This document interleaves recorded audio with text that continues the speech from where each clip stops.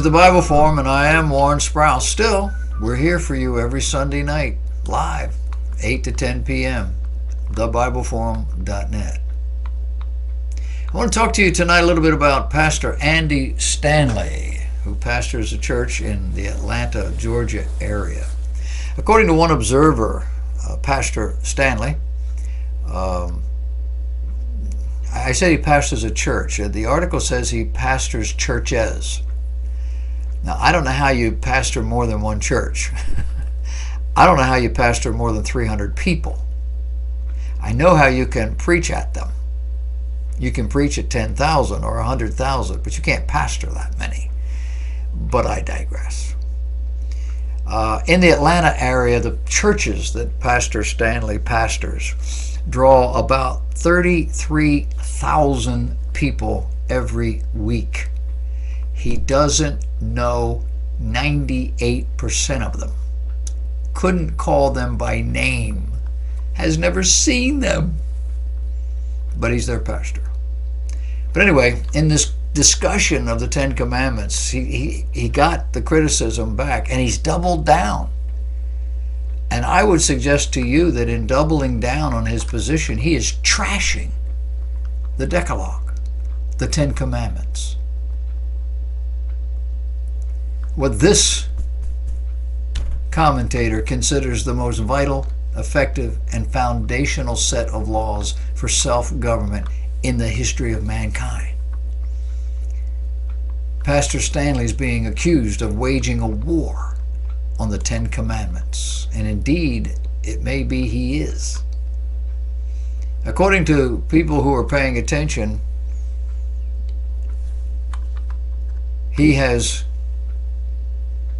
isolated certain parts of it, emphasized the parts he thinks are Christian, and shoved all the rest to a side. Keep in mind, they were given to the Jews. Under the law, they are very formidable. In Christianity, we don't pay a whole lot of attention to them. Largely because Jesus, when he was here, said, I give you a new commandment. And this new commandment is to love others the way I have loved you. Love the Lord with all your heart, soul, and mind, and love your neighbor as yourself, kind of a thing. And the idea is that that replaces all the old stuff. But does it? Stanley's argument goes like this. Jesus issued a new commandment, a new covenant. Love others as I have loved you. In doing so, he issued a new commandment as a replacement for everything in the existing list, including the Big Ten and the entire law of the Torah and the prophets. The critic of all of this in print, and I would put myself in that category, contends that despite Jesus' vow not to destroy the law of the prophets, even adding to them one jot, one tittle, they will not go away. He illustrated with till heaven and earth pass away, not one jot, not one tittle shall pass from the law till all be fulfilled. That was what we are taught. That in so teaching, he and his apostles have managed to do exactly that after the resurrection of Christ. In evangelizing non-believers, the Apostle Paul used a common reality. He asks his hearers to consider what a schoolmaster does. In Galatians 3:24, Paul reminds us of the schoolmaster's technique, saying the law was our schoolmaster to bring us unto Christ, that we might be justified by faith. Now, schoolmasters teach us things we don't know. And once we leave the schoolmaster, we carry that knowledge with us, and we're pretty much on our own with it. We can learn our lessons and follow the instructions, or we can ignore them and not follow them. Most of the world, sadly, is not following these lessons. But then most of the world has not yet heard those old lessons. Keep in mind, When Jesus appointed his disciples and others to spread the gospel, he did so using only Old Testament scriptures. And using only Old Testament scriptures, these men, according to Acts 17:6, turned the world upside down. So the question becomes, what in the world were they preaching? And did they incorporate in any way, justify, support in any way, the 10 Commandments that God gave Israel? Now, you may not have them fresh in your mind or sitting in front of you. Let me tell you what they are. The first one says, I am the Lord your God who brought you out of the land of Egypt, out of the house of bondage. You shall have no other gods before me. That one go away? No, not for Israel. And the end, you shall have no other gods before me, still stands. That's a good one. Number 2, you shall not make for yourself a carved image or any likeness of anything that is in heaven above or on the earth beneath or that is in the water under the earth. You shall not bow down to them nor serve them, for I, the Lord your God, am a jealous God, visiting the iniquity of the fathers and children to the 3rd and 4th generations of those who hate me, but showing mercy to thousands, to those who love me and keep my commandments. I'm going to throw that one out? I don't think so. It still stands, maybe not in its specificity, spoken to the children of Israel, but it's still there as a principle. Number 3, you shall not take the name of the Lord your God in vain. Boom. Gonna throw that one out? For the Lord will not hold him guiltless who takes his name in vain. I think that one still stands, don't you? Remember the Sabbath day to keep it holy. 6 days you labor, do all your work. 7th day is Sabbath for the Lord. On that day you do no work.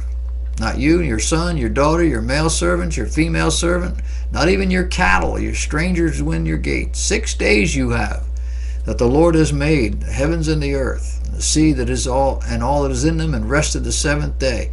Therefore, if God can rest, you can rest. He hallowed that day. Is it still standing? Not really. Because the cross changed all of that.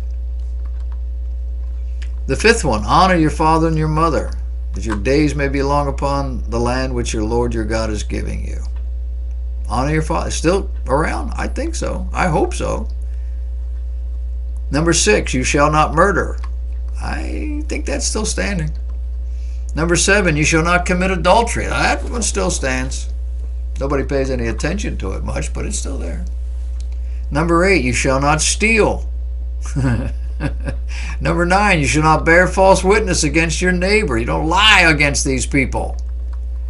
Number 10, you'll not covet your neighbor's house or your neighbor's wife or his servant, a female, male, ox, donkey, or anything that is your neighbor's. That one's still around? Yeah. Now, the applications are a little different, but the principles are all the same. These are rules to guide a special group, a special people group until Messiah comes. Rules that set that people group aside as unique and special. Rules that kept them safe and morally strong. Rules that focused them toward God and toward righteousness. For 4,000 years, mankind had lived upon this earth basically being their own God. For 2,000 of those years, a very special family of people kept themselves apart, socially, physically, sexually, spiritually.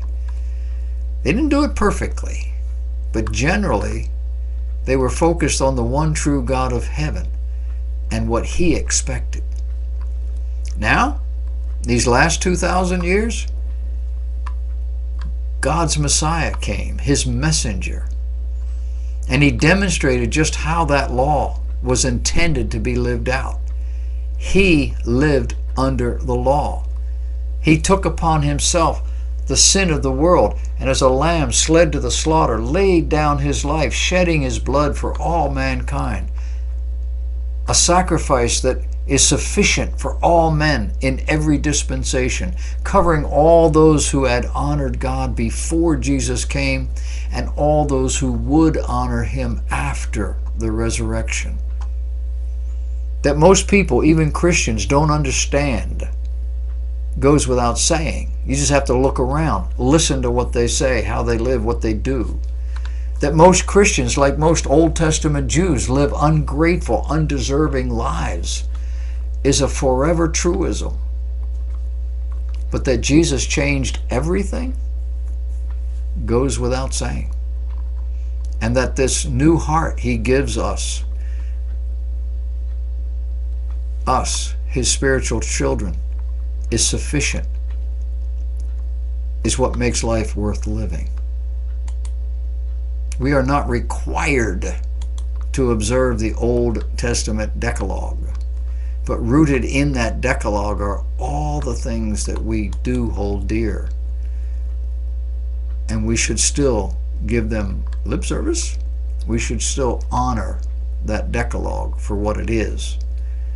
I think the rector in the previous piece has a problem. I think Andy's got a problem. And I don't know whether he has simply locked in and said, out of pride, I'm not going to change, or whether he really believes this. And I trust that God will enlighten him some way, somehow.